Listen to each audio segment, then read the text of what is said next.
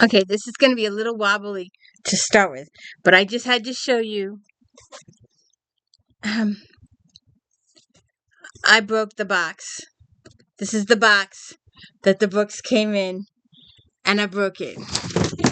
And I also wanted to say, welcome to Christmas in July.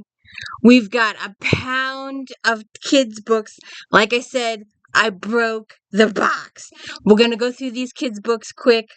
They're youth, semi-teenage books, mostly youth though. So we're gonna go through them. It was a big box. We're gonna go through it quickly. We're not gonna spend too much time on each book. And hey, it's the D. Louise book series. This is where we read books and talk about books. No special effects, no theme music, no fancy smancy stuff going on here. And I read a book and I talk about a book. And then I do unboxings on Sunday. And hey, I don't know what's in these boxes until they arrive. I do not know. Anybody else tells you different on YouTube, that's BS because they either order the book or someone sent it off their wish list. It's something they want. I don't want these books. We're going to go through them, we're going to box them up, and we're going to ship them off to the charity. That's what we're going to do with them. So, welcome to Christmas in July. There we go. Christmas in July. So, I need to fix that box. I really need to fix that box. First book. The Eye in the Graveyard. Ooh. Some books are too evil to be ignored. They cannot be thrown away or burned. They must be buried deep in this earth, so when the librarian tries to dispose of one vile volume, he risks being buried alive in an eerie tower that holds a secret. The Twister Trap. The page turners, two powerful books from the Library of Doom, have fallen into the hands of the spellbinder, an evil magician. He transforms the books into two terrible tornadoes, which are meant to destroy the librarian, but when the Twisters suddenly head toward a small village, the librarian must risk his life to stop them. The Smashing Scroll. An ancient curse steals a sends a stone silo crashing across the countryside. Houses burn and the cars crash into its path. The silo contains a giant scroll sent by the foul spellbinder to imprison the entire earth within its vast rolling page. From the mighty librarian is overpowered by the spellbinder's steamrolling magic. Can anyone stop the Smashing Scroll?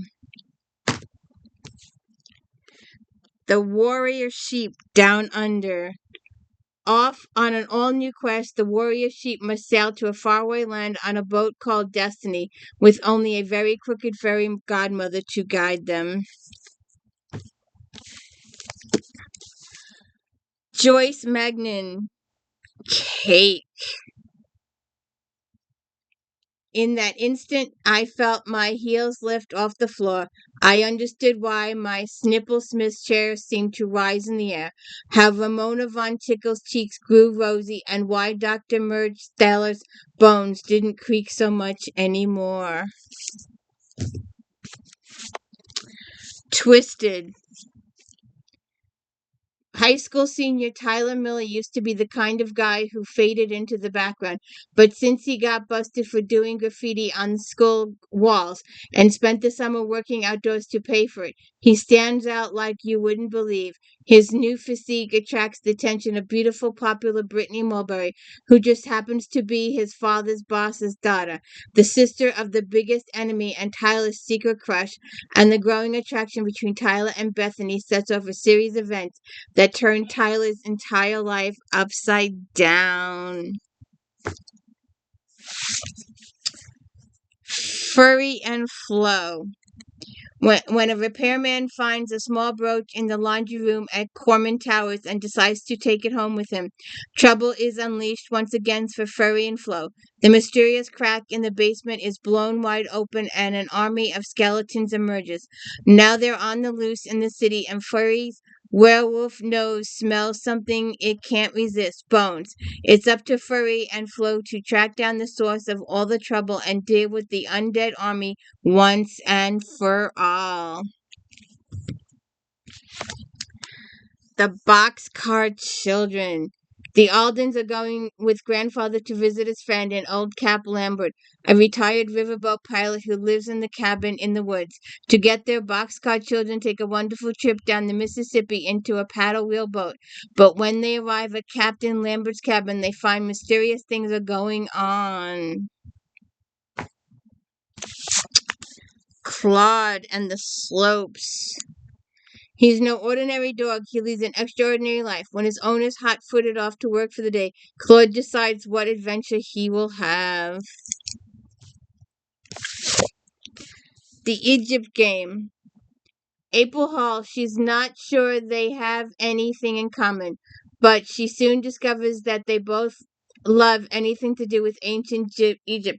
When they stumble upon a deserted storage yard behind the AZ Antiques and Curio Shops, Melanie and April decide it's the perfect spot for the Egyptian Game. Switch. Spider Stampede. All Josh and Denny Phillips want to do is play in the yard with their dog. They're regular 8-year-olds. Unfortunately, their crazy neighbor, Miss Potts, makes sure that they never have any fun. When the boys accidentally stumble on Miss Potts' secret that she is working on experiments that change people into bugs, they find themselves in a whole lot of trouble. Uh, Big Hero.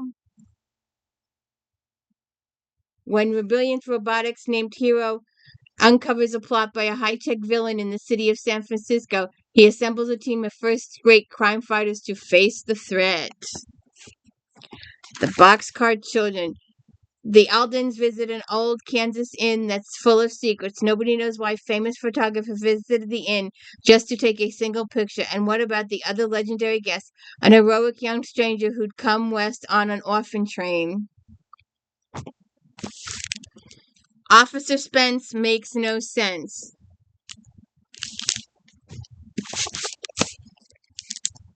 The greatest star of Earth. Sir Sidney Circus is the best in the world, but who's the other star of the show? The circus is having a contest to find out. Just thinking about it gives Sir Sidney a worrywart, so he goes off to rest. Soon Alyssa the elephant, Leo the lion, and the other performers are thinking more about winning the trophy than putting on a good show. Victor Schmud's Total Expert.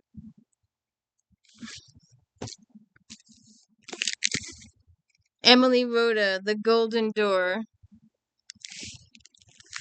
Rye stands before 3 doors, about to step out into the unknown. He's lived his whole life safe inside the enormous wall that rings the city of Weld and protects against the terrible dangers outside. Now Weld is under attack for skimming flying beasts that kill in the night. If the enemy sending the skimmers isn't found, the citizens of the world are doomed. Super Snooze and the Invasion of the Snore Snatchers. Claude. Switch. A running back can't always rush.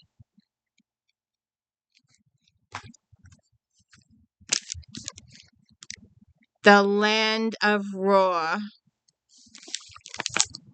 When Arthur and Rose Trout were little, they were the heroes of the Roar, an imaginary land they created. Roar was full of their favorite things: ninja wizards, mermaids, unicorns, dragons, and fantastic places to explore and play, but it was also full of things that shivers down their spines. Now that they're 11, Rose would rather play on the phone than play games with Arthur, who can't resist teasing her every chance he gets. And they haven't visited or even thought about Roar in years, but when their grandfather suddenly vanishes, it looks like a villain who looms in their nightmare has spirited him away to a magical land.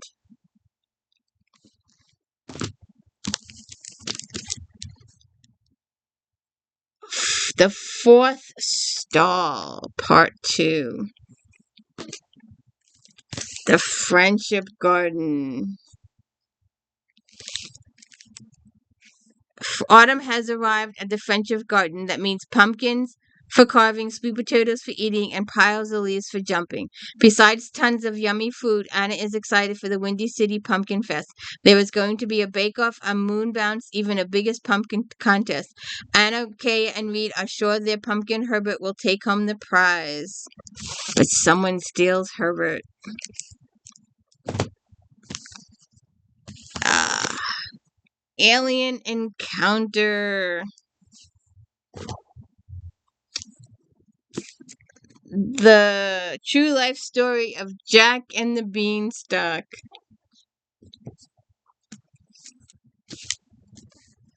Lost in a long line of rebels. Snicker of magic.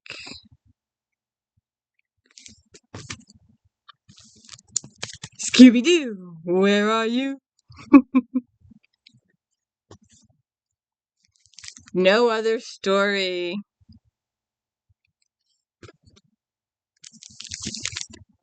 There's another box.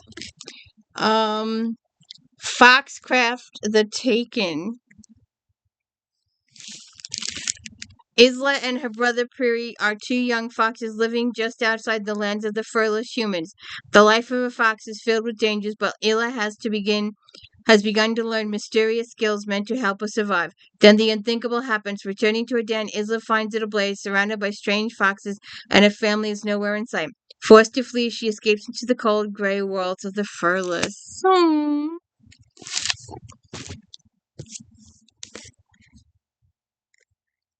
Be forever. Let's see. Oh, I hate these things.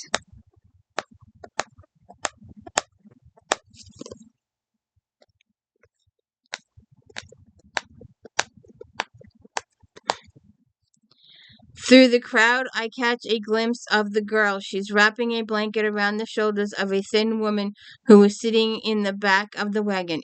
When she turns, the girl catches my eye and smiles hello. She shouts out over the hustle and bustle around us, "Welcome to Philadelphia. Welcome to freedom."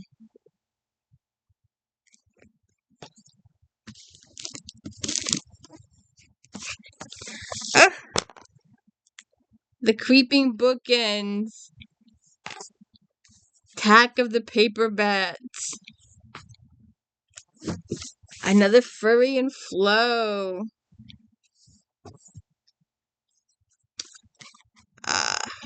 I know this guy. R.L. Stein. Ira Fisherman is having a bad day. First, he wins a lame prize that looks like a camera. When he presses the green button on top, nothing happens. Later, he's shocked to find a boy in his room as an exact double of himself.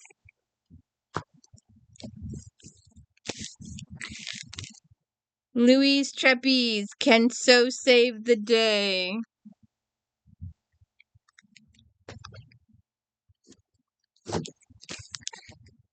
The Tie.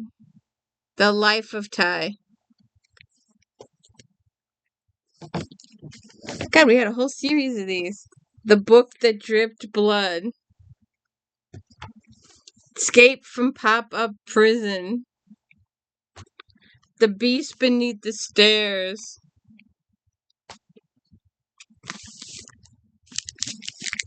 One White Dolphin.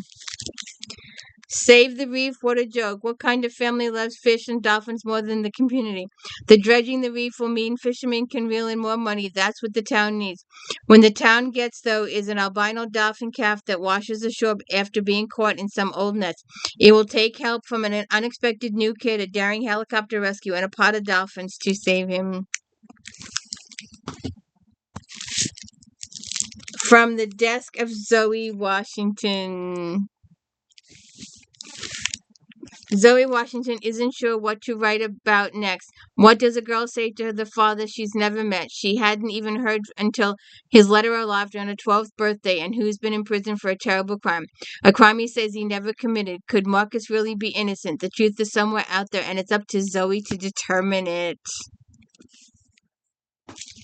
Amateur Sleuth. Neil Gaiman. Oh, I know him. Terry Pratchett. Good Omens. He's written a lot of books. I'm trying to figure out why someone did this. Why? White fur flying. I gotta get a box. The Land of Roar. Annika Riz Math Whiz.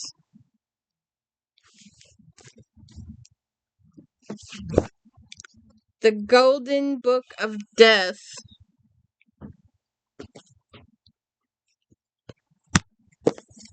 Star Wars. The Clone Wars.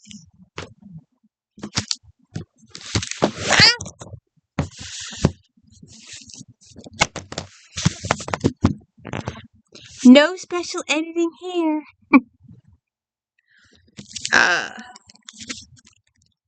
The Fellowship of Alien Detection. And Chewable. Grandma's Nursery Rhymes. The Cardboard. Guaranteed to end up in the mouth. Land of Roar again. How many copies of this did we throw out? The Last Musketeer. Double Cross. Greg Rich has traveled through time, become one of the legendary musketeers, and most recently prevented the Spanish army from attacking Paris. He should feel invincible. Instead, he and his friends languish in prison, having stumbled into a trap set by Milady and Prince of Condé. Stella Bats. Digby and the Great Diamond Robbery. Tony Hawk's 900 Revolution. Misty. Sophie has to make an important delivery to her best friend Stanley. There's just one problem. Stanley has a dog, and Sophie is afraid of dogs. Challenge.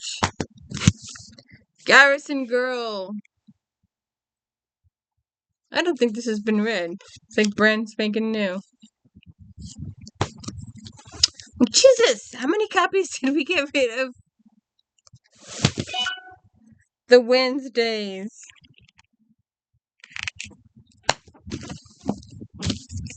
Ooh, Parked.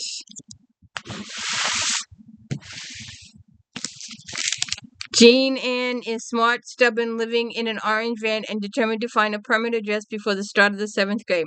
Cal is tall, sensitive, living in a humongous house across the street, and determined to save him. Jean is roughly and enthusiastic about Cal's help as she is about living in a van. But as the two form a rare, remarkable friendship, they're buoyed by a cast of complex, odd characters who let them down, lift them up, and leave them cheering. Okay. My Very Fairy Tale Life, and another one of those books, Poison Pages. And that was our large box that I broke of kids' books. So it's Christmas in July with youth books. Have a good one.